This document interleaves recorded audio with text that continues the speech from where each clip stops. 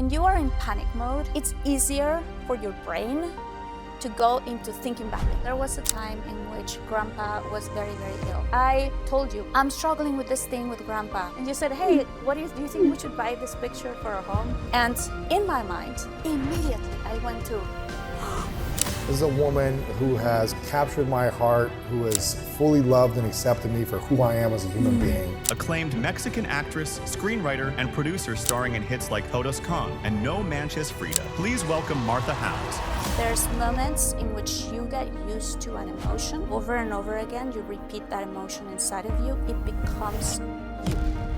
Perhaps you don't want it to change because you're getting the attention that you need from being a martyr. A martyr means a person that is being unhappy and they refuse the support. They prefer to sit in the martyr situation. So you see how much I suffer. If you're so overwhelmed and so stressed and have suffering so much in a relationship, why not just receive the support and set yourself free? I believe it comes from two different things. What we wanted to do today with everyone watching and listening is break down one of the books that we went through that really supported us in a big way. And this book is called 13 Things Mentally Strong Couples Don't Do. It's by Amy Morin, and the subtext is fix what's broken, develop healthier patterns, and grow stronger together.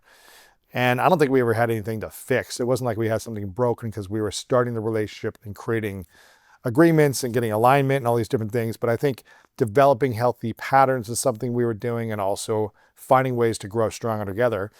But also we wanted to make sure we weren't doing wrong things that, mentally strong couples don't do. And so we went through this book a while ago, and we wanted to break down step by step the different things that mentally strong couples do not do. So I'm going to let you hold the book. Thank you. And Amy Morin wrote this book, and I think it's sold over 1 million copies. So this is a very powerful book that a lot of people have loved and has supported people in creating healthier relationships. And again, we're coming from the context, this is a book that we went through, it's a process we went through, and it's really an opportunity to reflect on what's working or what's not working in your relationship. And even if you're not in a relationship, it's thinking about how can I just become mentally stronger in general as a human being. If I'm single, if I'm intimate with someone, if I'm married, if we're dating. And the first thing that I think that she talks about that I think is really important is she says that mentally strong couples, they don't ignore their problems. Yes. Because if you ignore or sweep under the rug your problem, something is always going to be like festering. Something's going to be resentful, and you're always going to be frustrated with one another. Yeah. And I think it's such a great place to start, because this is something I think we do well. And even we are reminded when we don't do it well. Even like last week, you had something on your mind. I don't even remember what it was, but you had what it was. I was just thinking about it. It doesn't really matter what it is, but you had something on your mind that you didn't speak up about. That you were like, it's not like I did something wrong or you did something wrong, but it was something that was like bothering you. Yeah. That you just didn't communicate about. Yeah. And you were like, why is it like I'm getting like a headache and my back of my neck is feeling like a little tension and painful. And every time that's happened for you, which is maybe like 3 times in the last few years, it's because you haven't spoken up. Yes. And there's a problem in your mind, whether it's an actual problem or not, which this wasn't a problem we had, but it was something you're just like, I just feel like I needed to talk about. But you ignored it for like 2 days. Yes. And you started to feel this. More, it was like a whole week. I'm trying to remember what it was.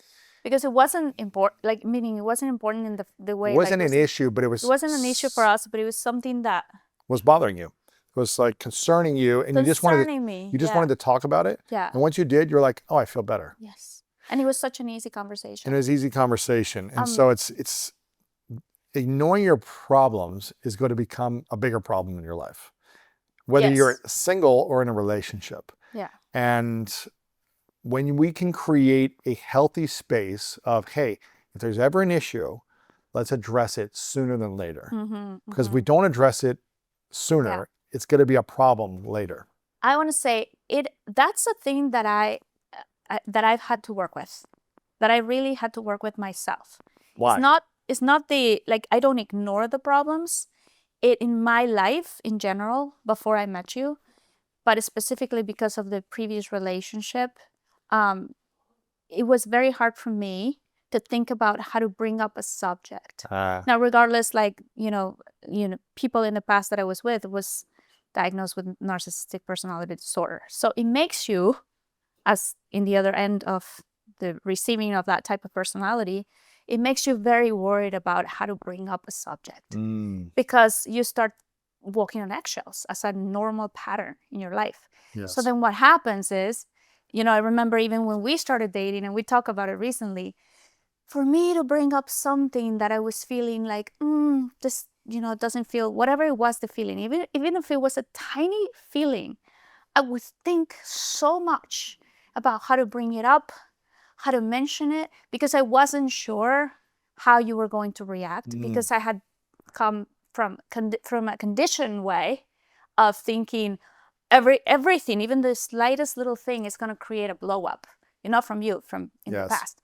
So then I was like, kind of like worried, very worried about worried about how to bring it up without making you upset, or, thinking that there was something wrong when maybe it wasn't even anything wrong. Yeah. So I used to do this thing before, that because I was conditioned that way, that instead of talking about what the problem was, I would walk around the bushes and come up with all these different examples of all these different people. Remember that? Yeah.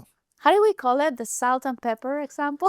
We were sitting at a restaurant one time and you were like, okay, I want to tell you a story. And imagine the salt is this thing and the pepper is this and thing. I am the pepper. And this then is the salt. And I was like, just thing. tell me what the issue is. I was like, you don't need to explain some elaborate story analogies. Yeah. Just, it's okay. Just tell me what's going on. Yes, yes. And some people, and again, we had to learn how to create an environment and a safety where, hey, if there's something on your mind, I want you to tell me. But just let's learn how to communicate these things. In the previous episode, we talked about conscious conflict resolution, which was like, when something in your mind, say, hey, listen, there's something on my mind that I really want to talk about. And it's something that's upsetting me, and it doesn't need to be a big deal. Maybe it is a big deal, but I want to talk about it openly and lovingly, and I want to be curious about it. Not coming from a place of, you did this, you're wrong. No. I can't believe you. No. And shame on you, because that's not going to create a healthy resolution. And also it's going to put the other person in defensive mode. It's not like, listen, you're calling me all these different things. I know I'm a nice person. Yeah, exactly. And so I was just like, all we need to do, just tell me what's going on. Yeah. Just say it. You don't have to tell a long, elaborate story and analogies. Yes. Let's get to it. Yeah. And if we can agree on how to communicate issues or problems in a healthy way, where it's fair, we both can receive it, then it should be fine. So instead of waiting for weeks or months to say, you did this and it hurt me. Yeah, no. It's going to cause more pain inside of you and resentment in you as well, because you're not communicating it. And instead of saying, you did this right away and making the other person wrong because of some problem or issue, just come to it and say, hey, something's on my heart and on my mind, and I want to talk about it. Yes. And I want to talk about it, and I want you to feel good and me to feel good throughout it and at the end. Are you open to that? Having this open conversation. It's not easy when you're stressed out and anxious about it, but I think if you set that from the beginning, it will make these problems be easier to manage, as opposed to sweeping it under the rug. I think there's an easy example that I can think of, and she does very well explaining in the book different examples that she has with patients and in therapy and all of that, like bringing it home. I'm just going to give an example. There was a time in which Grandpa was very, very ill at the hospital, right? And it was the first time he had ever been at the hospital. And for some reason, everybody flew in the city, because everybody thought, this is it, Grandpa's going to die. And I was stuck in Mexico shooting a movie, and I couldn't come here. So I was helping my mom in between takes translate what the doctors were saying and all of that. And I was like, panic mode. And I told you, I'm struggling with this thing with Grandpa, blah, blah, blah. Then the day went by, and later, like hours and hours later, you texted me a photo of a frame of a picture. Do you remember this? And you said, hey, what do you think we should buy this picture for our home? Like this picture frame? Piece of art. Okay. Piece of art from our home. And I remember, because this is the thing. one has to train ourselves. Like we have to train ourselves. When you are in panic mode or in, in whatever, any of these modes, it's easier for your brain to go into thinking badly very quickly of your partner or of anybody. Very quick. It's easier because you don't have the normal filters that you have in life of like giving the benefit of the doubt to the other person, Sure. like thinking they're coming from a good place. No, you're in panic mode. And so sometimes what happens is that, this thing activates in you that no matter what happens, it's almost like you're not yourself at that moment. And in my mind, immediately I went to, how insensitive. I can't believe he's not checking in with me to say, hey, how's your grandpa doing? I don't care about a piece of art. What is it? So it's easy to go there. What is he thinking? I don't understand, blah, blah, blah, blah, blah. And I watched it. It's almost like, thank God, I had the ability at that moment to step out and watch these thoughts unfold inside of me. And the other side of me, that is the part of me that is conscious, was like, I know Louis. Reason number one, we've never been in this situation. He doesn't know how to deal with this, perhaps. Maybe he's sending me this to distract myself so I'm not overly stressed or thinking about this. Another option, he forgot. And that's okay, Like there's so many options, A, B, C, D, that you can think before thinking the worst case scenario of a person that loves you. Right? Yeah, and I think it's asking what you need. Right. Saying, hey, here's what I would love. I'm going through this right now. I'd love for you. Or if you're not getting what you need, ask for it. Yes, and this is exactly what happened. So I remember I went through that, and I just said to myself, you know what? No, he was just either any of these option A, B, and C, and D before this last option, right? Because in general, in our relationship, I know you are thoughtful, you are caring, you are loving, you do all these things naturally. So why would I think, malevously, just today, he decided to hurt me the most by thinking in sending this message to me, so then I will feel hurt. That's not, what is that, right? Exactly. So, but I still had it inside of me and I didn't know how to bring it up, right? Because it still kind of affected me. And so, and I remember we had a very beautiful conversation about it. It was really short, because that's the thing, it doesn't need to be too long. And it was like, love, this happened. And I felt this way, because I said, I started with like, you're always very thoughtful. But you weren't yesterday. Yeah. But which is why it surprised me. Yeah. That, yesterday that it was such a hard thing. It felt like you weren't, but I know it probably was any of these reasons. But I just want to let you know. And you said to me, what do you need from me? And I'll do what you need right now. Exactly. And then for me, and that, I can't remember exactly the whole situation, but I remember you telling me what happened on the phone and me being like, I'm so sorry you're going through this, and listening to you. Yeah. And then, after however many, 10, 20 minutes, the conversation was done and you went back to your family. Yeah. For me, I'm like, I'm being present. I'm listening to you. It's what you need. Okay. I'm kind of helpless in the meantime. Like, what can I do? Yeah. And I also went through a similar situation where my grandfather back in the day was like in and out of the hospital for, different years as he was getting older. And inside of me, I'm also like, oh, this is the first time I know he's okay. In my heart, I was like, he's okay. I know he's okay. Yeah. Like, I know what they're talking about and I know he's okay. And so I just wasn't thinking other than that to be like, let me check in every 10 minutes to make sure, how you feeling? How you feeling? When the whole family is in chaos. Yeah, the whole family. How you feeling? How you feel? Are you okay? It's like, I know people just need to go through their process. Yeah. And then at night, I can ask you, how you feeling? Yeah. But, I'm also not the guy who's going to be texting every hour. Wow. I hope you're okay in this month. It was a really good conversation because I got to express myself in a conscious way. And say what you needed. But this is the thing. This is why I think it's important to take space.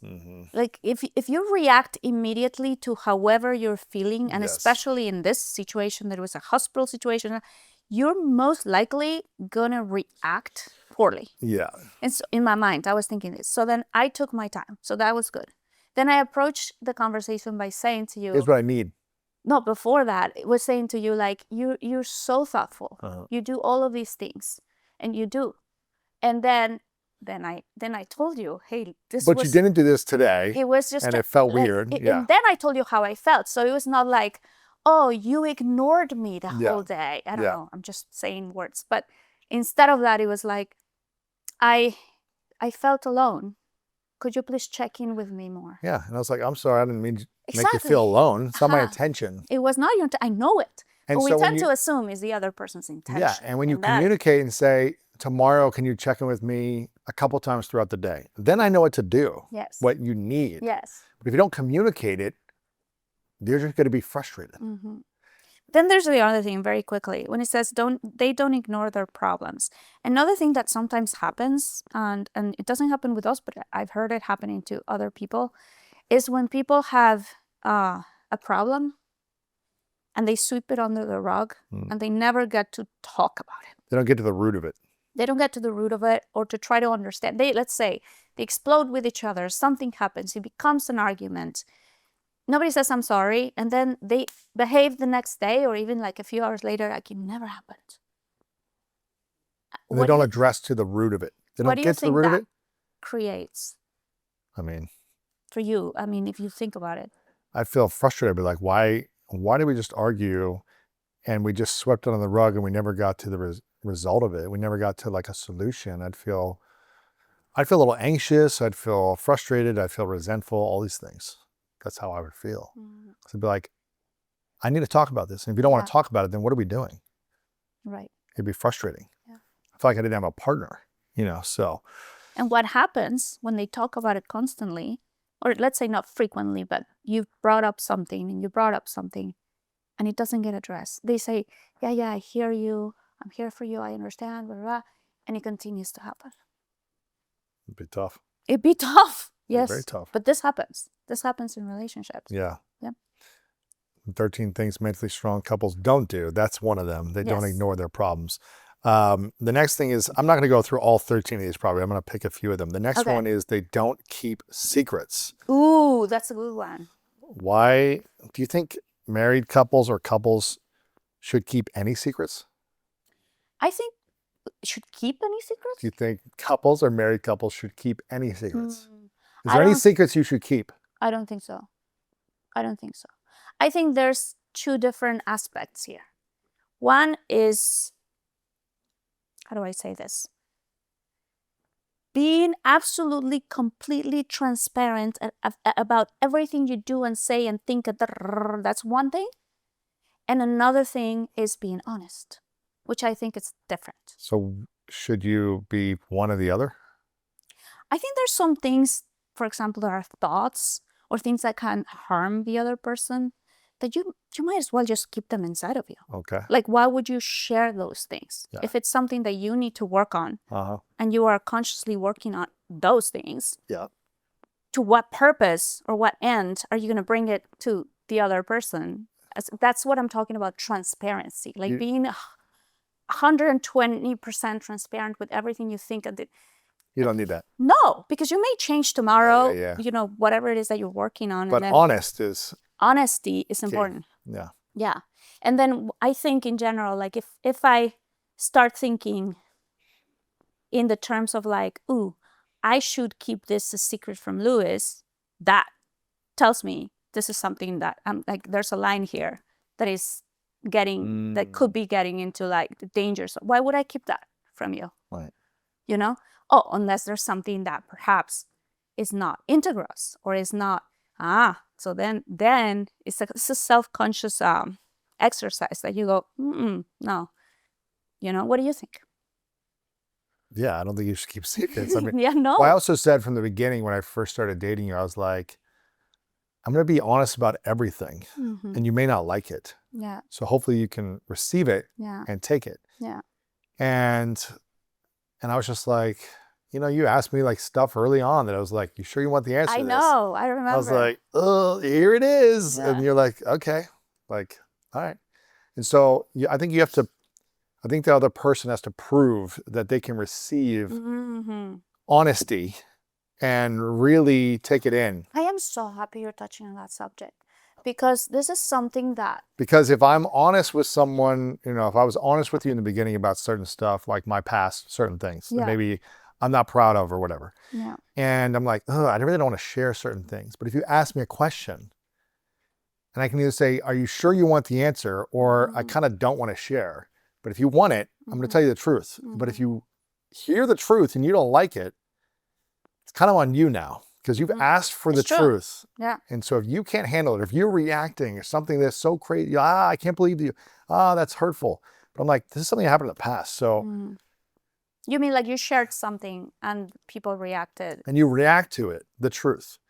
It's not going to make the person want to share the truth in the future. No. It's going to make a person want to hide or like hold back certain things because the other person cannot receive the truth. And I said to you, I'm going to be honest with you from the very beginning. I was like, I'm going to be honest with you, but you got to be willing to receive it. You can't like scream at me or shame me or whatever it is. Like be like, I can't believe you thought that way, whatever it is. You have to be like, okay, I hear you. You don't have to love it, but you have to be willing to receive it. I have a good friend that said to me once, she confided in me about something that was going on in her relationship, in which her partner, after being together for a while, trusted her into telling her, listen, I did a couple of things, you know, that it's hard for me because I've been struggling having it inside of my heart, and now I'm bringing it up to you, and I want to share this with you. And she, you know, shared the story with me. She said, I was so angry. I was so upset. I can't believe. And she went into the thing of like, why is it that all this time you didn't share it? And it wasn't like years. I'm just talking about months, like not even like a few months. Yeah. And she reacted that way, like, you know, and I understand the reaction, by the way, because, you know, depending on how you grew up, where you're coming from and where you're in life at that moment, somebody sharing something that hasn't shared with you before could trigger insecurities inside of you. The path that she chose was to make him wrong for having shared that. And she asked my opinion. And I was like, do you really want to know my opinion? She's like, yes. I said, well, I think what he did is an act of love. What? And I said, yes, he did. I think at that moment, when he finally decided, after struggling with himself, to be honest with you and telling you, you know, what happened. And it wasn't, I'm not talking about infidelity. I'm not. Right. I'm talking about something from the past. Before they met. Yes. When they were not together. So I said, he was trusting you. He was literally trusting you at that moment. Hey, this is me. It's almost like taking off your clothes. Like, I'm naked here in front of you. And instead of embracing it, you went into, I can't believe you. I can't believe you did this. And not only this is wrong, how horrible, shame on you. So it doesn't make you want to be honest in the future. It makes you second guess, should I share this or not? Yes. So I said, be careful. Because now it's going to be very hard for him to share and open up in other things in life. Anything in general in the future, because he got this as a precedent that you can't take him. Yes. So we got to be, you know, our heart enough, big enough, and open the space for the other person to be. 100%. Yeah. Don't keep secrets. No. But you don't have to be fully transparent about every thought you have in your mind. No. Can you imagine? No. It'd be crazy. Especially about emotions and things. Emotions come and go.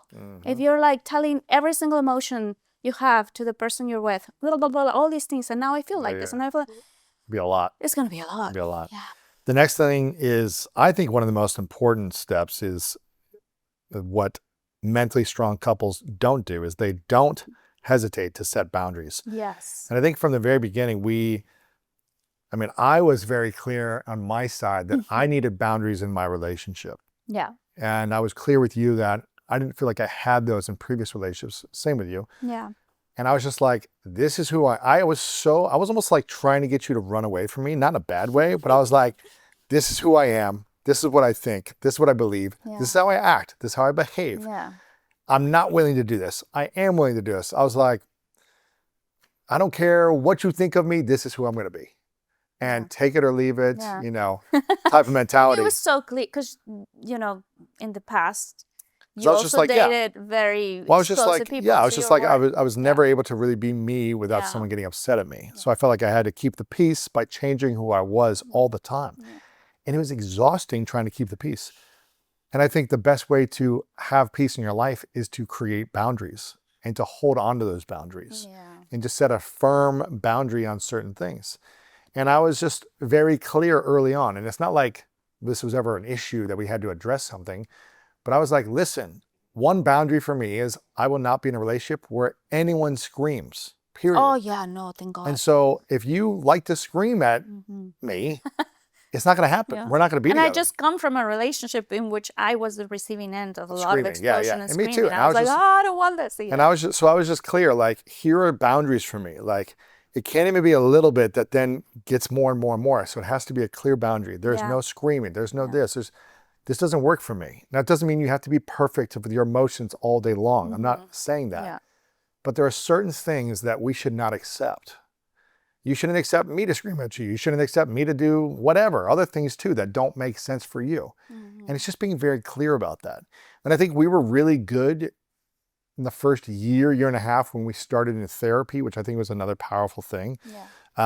We were clear on those boundaries by creating agreements. And I think that made the relationship, for me at least, feel safer, and same for you. And one of the things that we also did, we started making boundaries in our individual lives as well, really in the last couple of years. So we created boundaries with each other, and then it's boundaries with friends, family, colleagues, worker, all these different things in life to continue to protect our energy in the relationship and outside of the relationship. Work, whatever it might be, just finding ways to continue the skill of boundary setting. To create more peace and freedom inside. And I think both of us love people, like people. We want people to be happy. And we both overextended ourselves. We have been people pleasers in the past. Both been people pleasers in the past. And we've both overextended ourselves to try to make everyone happy around us. Everyone feel good around us by sometimes giving more than not making ourselves feel good or feeling frustrated in the process. And really in the last couple of years, we both had to learn the hard way. Okay, we had it figured out with us, but we didn't have it figured out with everyone else. And it was like both of us in the same timeline, we're just doing it one after one after one, just creating boundaries.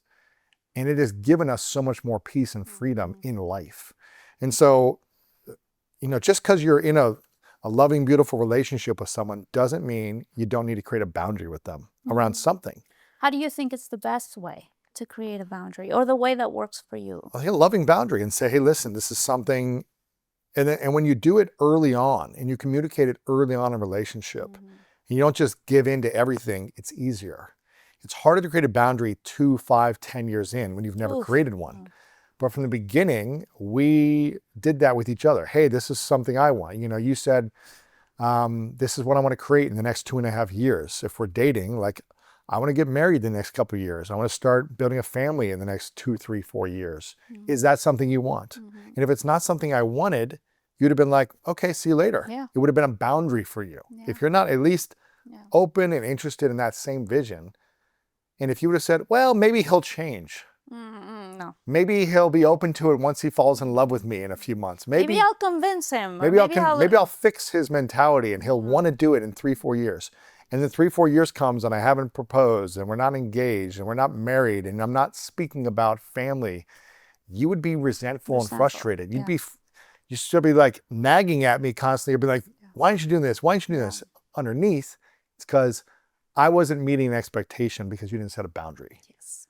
You maybe communicated it. You maybe said, this is my dream, what do I want? And I'd be like, yeah, I'm open to it. But if you didn't really dig in and be like, do you want this?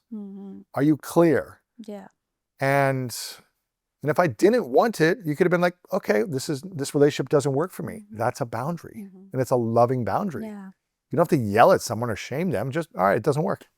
And that's okay. It's the thing is that because in the past, I struggled with setting boundaries because I've been a people pleaser. And it's most people are. Most people are, right? Most people are. It's hard sometimes. It's hard sometimes because you want to be liked. But, you want people to, But I think it does come to self-acceptance. Yes.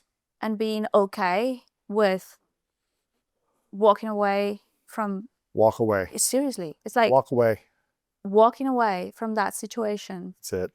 From that scenario, because and knowing you're going to be okay, because at the end of the day you're going to be okay. Yes. So why would you be in a relationship or in a situation in which you guys are not aligned, and yet you have the hopes that this thing is going to change, and you are not setting a boundary because you don't want to have ruffle the waters? Yeah. You just start resenting inside of you. That's a big invoice you're going to charge later. And if you and if you could do this, in the first 6 months or first year of a relationship, start doing some of these things, it's going to set you up for more success. Yeah. If you wait 2-3 years in and you never have any of these conversations and you never do any of these things, you are just going to be 2 years in and feeling like there's problems everywhere. Yeah. You went in, everything was beautiful and we love each other and the chemistry and explosion and passion. But if you don't address these things early on. I just remember the Vegas example and then our friend that shared with us, remember that it's a couple that got divorced, and he had a big opening, an event that he was going to have with a chef. He was excited about going to this event. And his partner was like, wait a second, but this is the same weekend we're moving in together.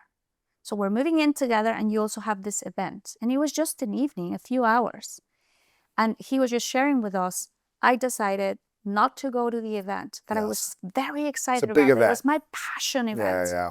He decided not to go in order to please someone who he's no longer with, by the way, because it didn't work out because of these things.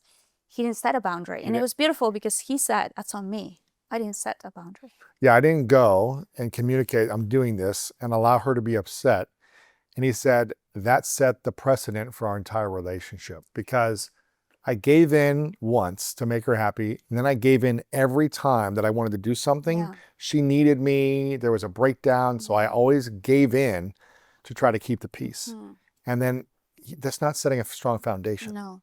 And so don't hesitate to set boundaries is a big one. The next one is don't become a martyr. Ooh, that's such a good one. What does this mean? Why do mentally strong couples not become martyrs? We've learned this during our preparation before getting engaged and then, before getting married. But some people misuse the word sacrifice. And we know, and we're going to learn it even more as being married, but a long-term relationship does require some sacrifices. And it doesn't mean something that is going to feel like, oh my God, my arm is cut. Meaning, this was such a strong thing that I had to let go in order to make this person happy. Yeah. Just like we were saying. No. It's little things like this. Well, I have my time to work out. I have my time to run my business. And then maybe, lately I've been playing pickleball a lot, but now we have a child and I actually want to spend time with our children. Maybe I'm going to sacrifice this one day that I used to play pickleball to be with my family. And then you realize it's not a sacrifice because you're actually... I will never give up on pickleball. No, I was kidding.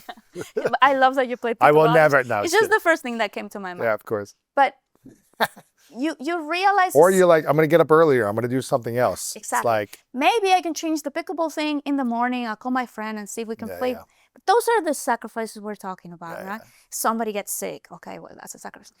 When it becomes a martyr... What does a martyr mean in a relationship? A martyr means a person that is being unhappy in their life and you're offering help to them. I'm going to help you with this. Do you need support? I'll bring somebody to help you.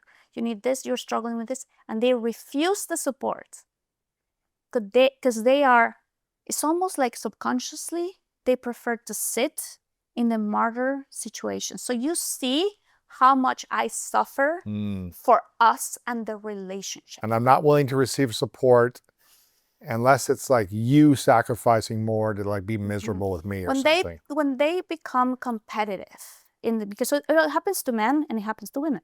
They become competitive. The woman starts saying, I am so tired. I'm taking care of the kids. I also have a job.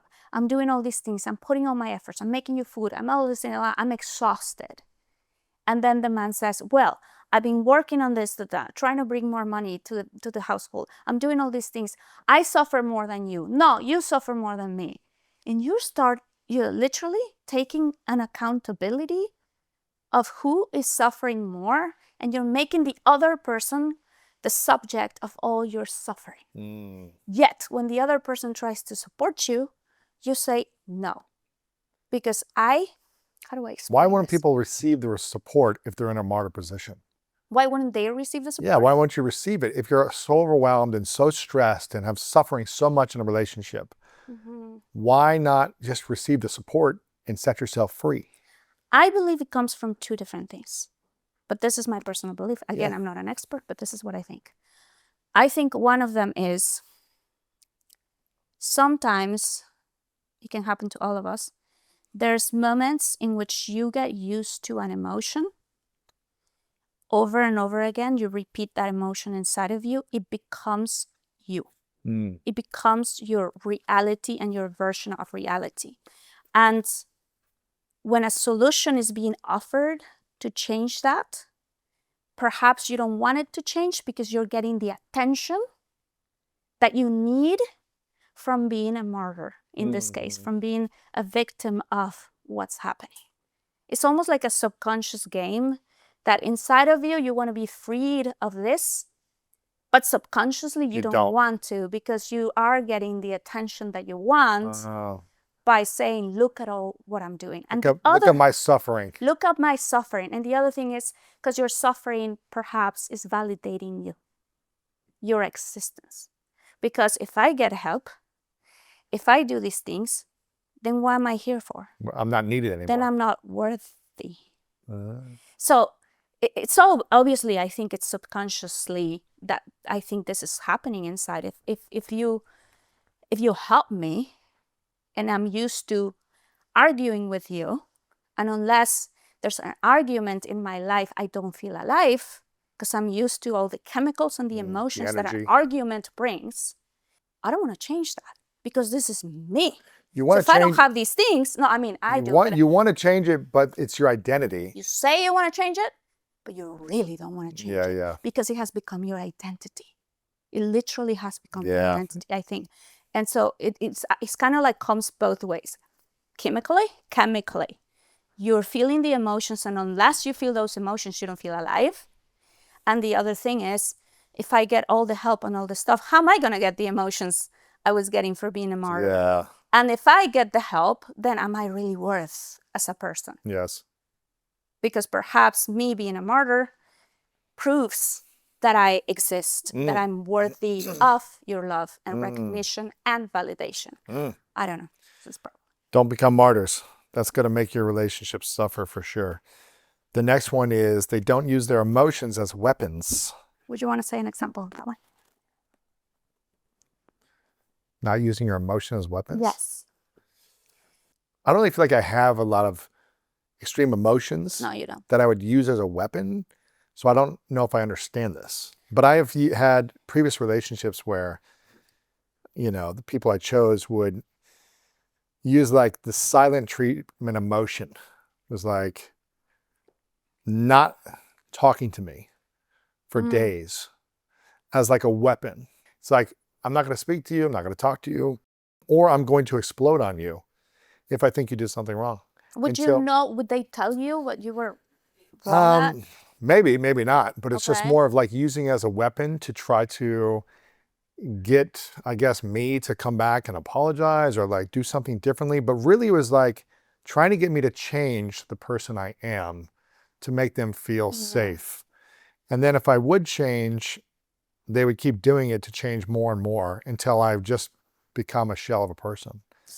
So using either like a screaming or a sadness emotion or a silent treatment emotion to try to manipulate or weaponize relationship dynamics. It's a manipulation. I think it's it's very destructive. It's exhausting. It's confusing. It's emotionally scary.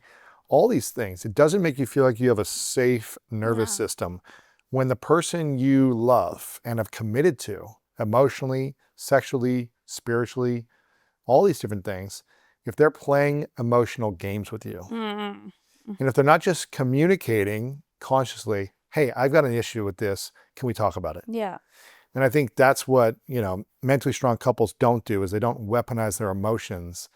They communicate their emotions calmly, or at least consciously. Maybe you're not going to be this perfect, like, you're hurt me and I'm going to be loving towards you right now, but you're going to say, listen, something's really bothering me and I want to speak to you about it. I don't want to get angry. I want us to have a calm conversation, but I'm really heightened emotion and I want to feel safe. Can you listen to me for a little bit? It's like learning how to approach emotional subjects without weaponizing your emotions. I didn't have an experience in the past of like the silent treatment. Yeah. That's got to be horrible. Yeah, it's not fun. It's not. And these are things that highly narcissistic people use. And in my mind, I think they're using them to tame you. Like if you're training a dog or something, it's just horrible. But however, I did experience this type of thing. I'm sharing something and the person saying, don't bring this up because it makes me angry. And it does. And then, blah, blah, blah, blah, blah, blah, and then you end up not discussing that thing that you really wanted to bring up. Yeah. And so then they're weaponizing the emotion. This thing makes me angry. If you bring it up ever, I'm just whatever. Sure. So then little by little, you start quieting your voice. Yeah.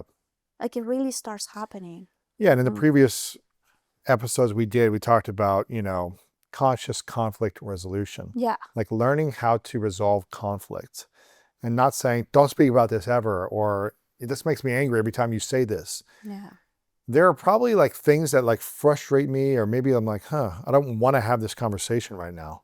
But if it's important to you, and if we either say, hey, can we set a time to talk about this? If this is not a good time, can we schedule a time today, tomorrow to talk about this? Something's on my heart or my mind and I want to open up about it. And if we come to a place, like we've talked about this before, whenever there is something on our heart or mind, we try to always talk about the good in the other person first. Yes. Like, hey, there's something bothering me right now, but gosh, I'm so grateful for you and how you show up for me. And you're always this in a positive way. But there's something that's been on my heart and mind that I just want to speak about that's frustrating me. I think when we lead with acknowledging so much of the good, it doesn't have to be 1,000 things, but acknowledging like, you showed up this week in a beautiful way, all here. But there's one thing that's like on my mind. I just want to talk about it. It's less threatening. You know what I mean? It's less like, otherwise you only bring up a problem or something that's on your heart and mind, and you don't speak about the good. It makes the other person feel less valued for all the hard work they're putting into the relationship to try to show you love, care, support, patience, presence, all those things.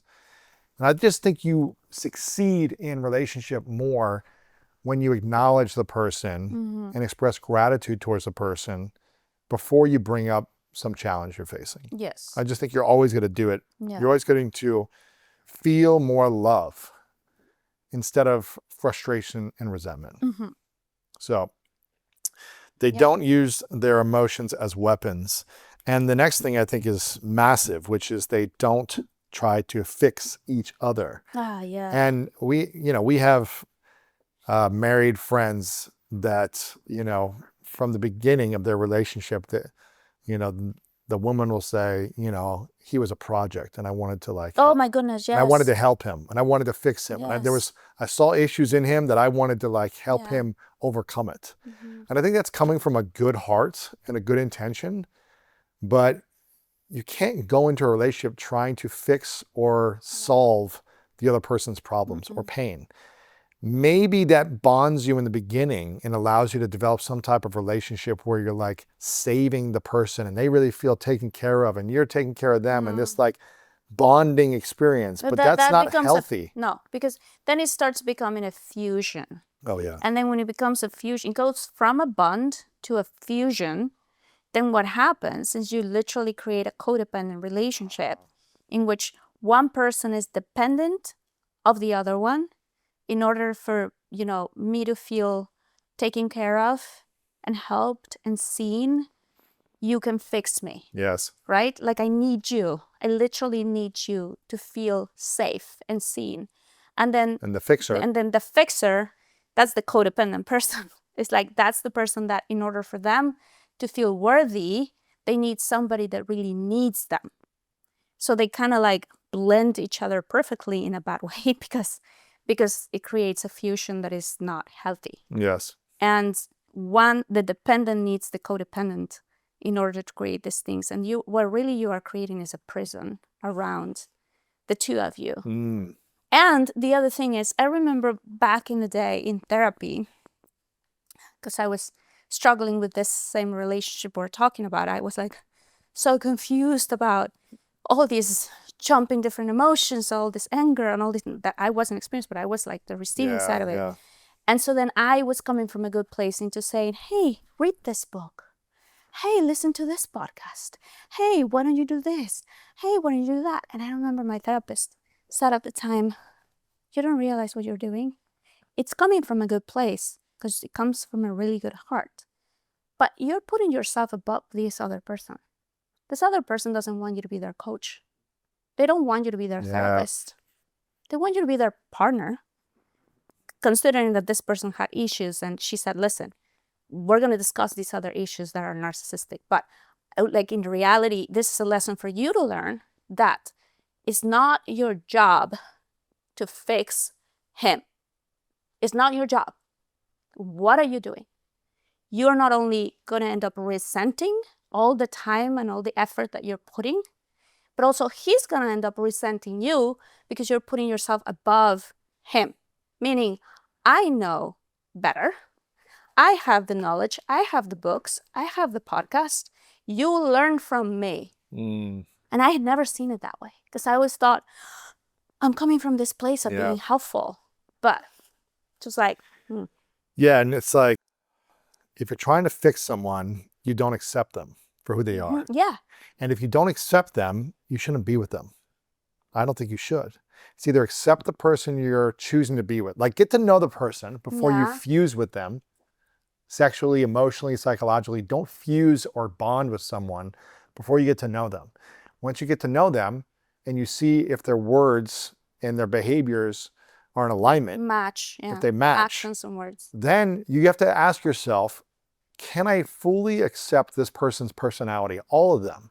Stuff when they're stressed and overwhelmed. Have we traveled? Have we been around friends and family? Like, can I accept their personality? If I can't, I shouldn't try to fix them. And I shouldn't be with them if I can't accept them. And that's hard for people because you might feel loving emotions towards someone. You might feel chemical emotions. You might feel like, I love being around this person. They make me feel alive. But if you can't accept them, why are you with them? Why are you choosing to be with them? And if so, it's either accept them and be with them. But if you're trying to be with someone and you want to fix them all the time, it's just a recipe for frustration. They are going to resent you for trying to fix them. And you're going to resent them for not changing. I'm putting all this effort and you're not changing. And they're not living up to the changes you want to see in them. They never will. Yeah. So maybe you if they do on their own. You fell in love with them. You fell in love with the projection. The potential of what they could be in your mind. A fantasy of a person that's not real. No. And they probably will never get to that fantasy unless they break up with you and 2 years later they realize, oh, I want to transform for me. Also, unless they evolve in the relationship. Because, for example, yes, my parents met when my mom they got married, she was 19 and he was 20.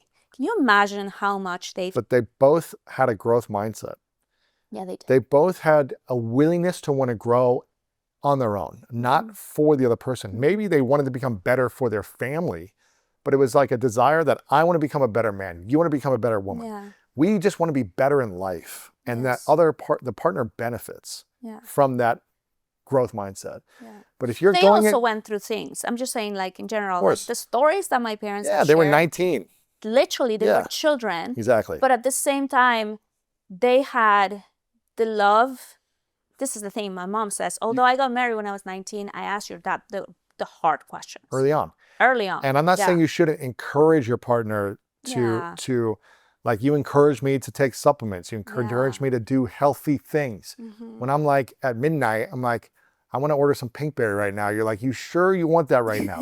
That's what you don't tell me don't do it. No. You say, you sure you want this? You really want this? Yeah. And sometimes I'm like, yeah. And other times I'm like, actually, I don't want it. Yeah. So there's encouragement and then there's trying to fix and control. And I think when you can be open about that and say, hey, in this relationship, I want to be my best. I want to be willing to grow constantly. It doesn't mean I'm going to do what you want me to do all the time. Yeah. And I want you to be your best, and I'm going to encourage you to grow as well. And I think that's the spirit of growth is where it becomes more beautiful, I think, than if you just say, I wish he or I wish she understood this and was better. Don't get in a relationship unless you know, like, hey, people are complicated, they're complex, they're going to evolve on their own timeline. They are going to evolve. And if you can't accept that, don't get intimate. Just be friends. Because you're going to have these high expectations that you'll never meet. Or be okay that you're going to suffer for a while. Or just be okay Sometimes. that this is who they are. This is the person you've chosen. My dad used to say this about my mom when she has a very explosive personality, and my dad also, both of them. Yeah. And so sometimes my mom would go into all these explosions, and I was young, and I would tell my dad, but why is it that she's behaving this way, right? And my dad said to me, what's going on right now is that you want to change your mom. You want to change your mom, but you're not accepting your mom. Yes. I know your mom. This is the woman I married. She behaves this way, and all I think about at that moment when she explodes this way is that she's being a little girl. And then inside of me, I feel a lot of compassion for the little girl that I know she grew up with basically both of her parents not being with her. Yeah.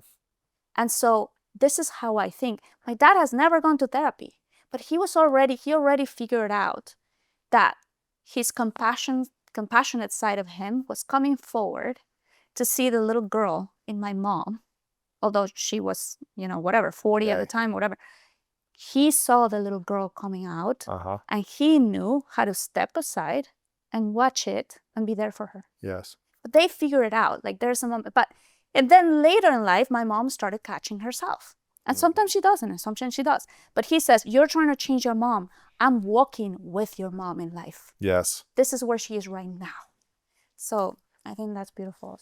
I want to share I'm going to go through the next few and just say them, and then we're going to go over the final two. Yes. Because we're getting close to the end of our time. Okay. So I'm just going to list these out because there's a lot people could go through, but there's also the book they can get, 13 Things Mentally Strong Couples Don't Do, where they can go through all these different steps. Yeah. And it's all about fixing what's broken, developing healthier patterns, and growing stronger together.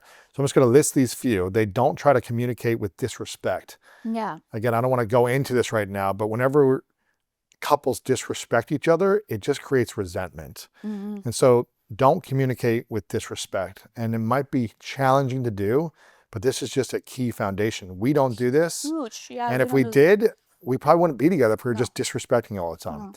The 8th thing is they don't blame each other for their problems. Again, big one. If you have a problem, you can't blame your partner for it. You've got to take ownership of your life and stop being a victim. You know what happens, love? Is that when, and this I've learned, and I think it's also in the book, when you have a problem, even if it's a tiny one, right? Let's say you're driving and you're late because there's a lot of traffic, right? And when you're in that problem, you're going to blame traffic. It's easier to blame someone else than to say, oh, I should have left 20 minutes earlier, ago. right? Yeah. But when you have your partner with you and you're stuck in traffic and you are late, it's easier to blame your partner and say, you should have been earlier. You took forever to find your purse, whatever it was. It's easier because the, I don't know how to say this in English, but the amygdala, like this part of your brain, that goes into fight or flight mode. It's so quick to find the next thing next to you to blame it on. So sometimes it also could be in a bigger way. If you're going through a hard time in your life for something that let's say you're frustrated with your job, with your work. Let's say this doesn't happen, but let's say you're frustrated with your work or with a specific person about, your work. And if I was to come close to you at that moment and I'm not careful, let's say the scenario hasn't happened, but it would be easier for you to relate that whatever the frustration you're feeling at that moment has to do with me just because I'm close to you. You know what I'm saying? But it's because the brain does this chemistry thing. Yeah. Exactly. Don't blame each other for your own problems. The next one really quickly is they don't forget why they fell in love. And I think always remembering why you fell in love with the person in front of you. And if you remember that I fell in love because they were attractive or something, just like a sexual chemistry thing, just got to be challenging in the future. You need to say, I fall in love with the full person in front of me, and accepting the personality of the person. Otherwise, you're going to be frustrated constantly. So don't forget. And sometimes that thing can be, people fall in love with the adventurous personality of somebody, and then later they are resentful because that adventurous personality is traveling all the time and they want to try the next thing. And you're like, well, but that is the first reason you fell in love with this person. I know. The next thing is they don't expect the relationship to meet all their needs. And this is something that so many people do. And Esther Perel talks about this beautifully. That people get into marriage or relationship and thinking that they're supposed to be your lover, your business partner, your best friend, your therapist, your coach. Aren't you all those things for me? I'm kidding you. You're not. I mean, I'm not just kidding. No, but it's like when you expect it, and something we've done really well is, you do this beautifully because you have so many girlfriends in your life. You have your mom, you have your family that you talk with, you have activities outside of me that are just yours. You have your career, you have your own projects and movies, you're writing, all these things you do amazingly, that you don't need me to fill you up. No. You have me to add love and richness and share with. And share experiences with and have connection and intimacy and all these things. But you're not expecting me to give you everything in your life at all times. You're not waiting by the doorstep or waiting by the phone to get a phone call from me, a text from me to like fill you up throughout the day. You have your life, I have my life, we share our lives together. And I think that allows for more harmony to ensue in the relationship because you don't expect me and I don't expect you to fill all of our needs. No. This is where I said that romanticism really hurts our lives. In life, what we see in TV shows, what we see in movies, what we hear in songs, all this romantic idea that your partner is going to be your best friend, but also your lover, but also your psychologist, but also your confidant, but also, your bank, but all these different things. Like, what are we doing? Can you imagine? It's exhausting to think about. And yet, this is the picture we're being sold about love. This is what, like, literally they hammer you on with this. Like, this is what love's supposed to be. That person's supposed to be there for you in all these different aspects.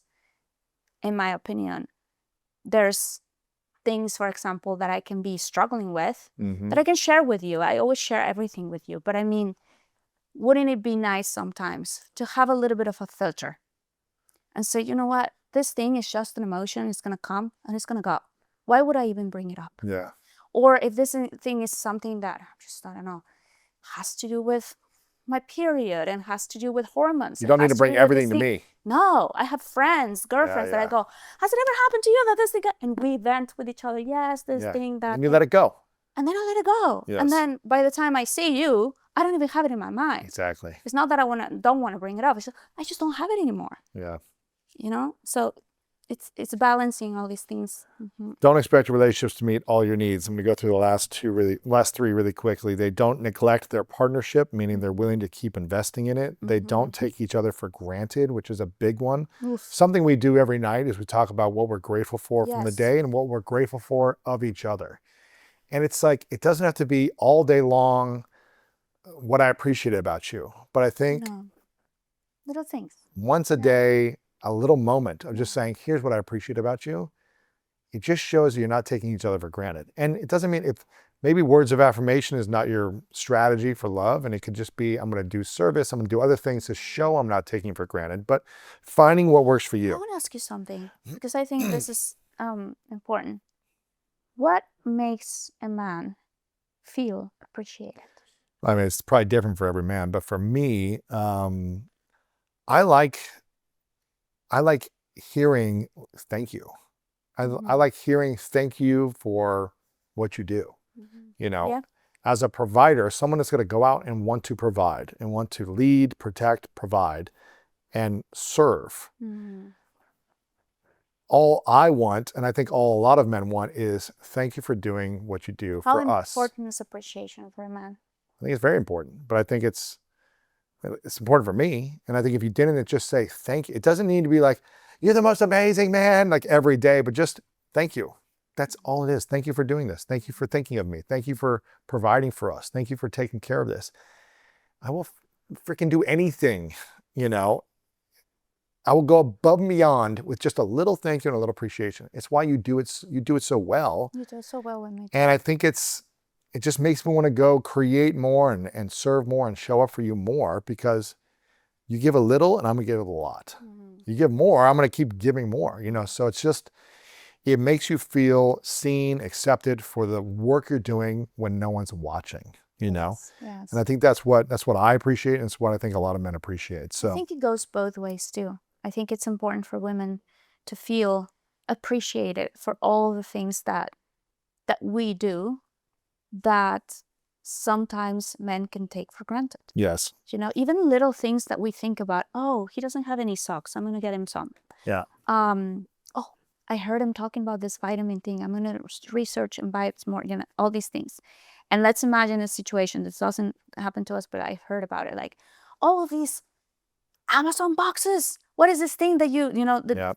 and then you may not know. You open these boxes and some of them are things that you didn't know you needed. Exactly. Right? And so I think it's a good recipe to start healthy or bring back health into the relationship, to be appreciative with each other, because it is a fuel that charges you as a couple and as a person. That's it. For me, like when you say, oh, I appreciate you did this, you know what it makes me do? It makes me want to do more of Exactly. that. And when you appreciate something, it appreciates in value. Yes. So pour appreciation into your partner as frequently as you can. And the final one is they don't stop growing. And again, this is 13 things mentally strong couples don't do. Make sure you guys get a copy of this book. So good. We went through it when we were just dating, and it allowed us to create dynamics, exercises, and reflections based on learning about what couples do well and what couples don't do well. We just scratched the surface on this, but I would love for you to share which one of the 13 things in the comments below resonated with you the most. Maybe something that you don't do yet that you need to do better, or one that you do that really helps you in your relationship. So share that below. Leave us a comment. Let us know what you think. Make sure to follow Martha on her YouTube channel and all of her social media. We'll have that linked in the description below. We had a couple previous episodes that we did about our marriage journey. If you want to learn more about that, go watch or listen to that. Do you know what's cool? And we can do this too if you want to, but if people leave questions. Yes. Sometimes people are going through something and say, hey, you know, what does Lewis think about this? Or what does Martha think? Like, how do we do? That's really cool. Like one day bring in these questions. Absolutely. Share any questions you have. Yeah, share them below in the comments. Also because we're learning with them. We are. We don't have all the answers. No. We're 3 months in marriage, but I feel like we've done stuff that works for us. Yeah. And we're not expecting people to read 20 books and go to every workshop. But I think if you can learn a little bit from here and take it a little deeper, it's going to support you in your relationship. Yeah. Whether you're in one now or you want to be in one in the future, always be growing. That's the last one of the 13 things. So you do that. We do that. Yeah. I love you. You're amazing. I love you too. Te amo. And I hope you guys enjoyed this episode. You can have plenty of sex and feel nothing. And you can do very little and feel a ton. So I don't want to answer the question with, are people having less sex? Because people have done sex for centuries and had miserable experiences. Yes. Women know that. Okay.